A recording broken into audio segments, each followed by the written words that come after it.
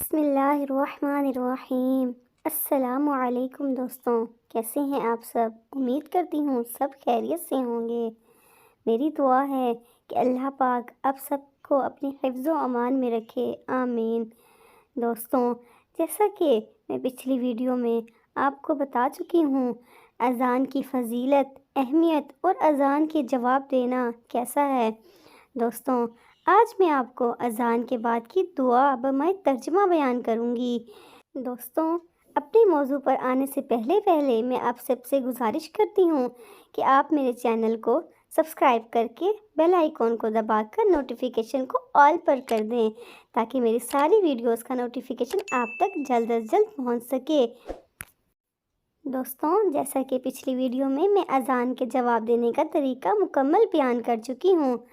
اگر آپ میں سے کوئی میری اس ویڈیو کو نہیں دیکھ سکا تو میں ڈسکرپشن میں لنک دے دوں گی، آپ وہاں سے جا کے میری ویڈیو کو دیکھ لینا۔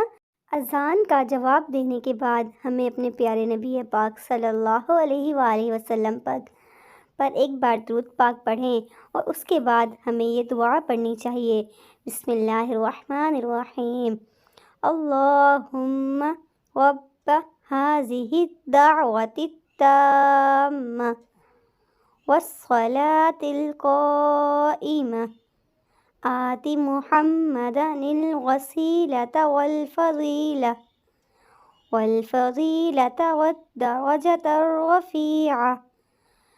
والدرجة الرفيعة وابعثه مقاما محمودا الذي وعدته وارزقنا شفاعته يوم القيامة انک لا تخلف المیعاد۔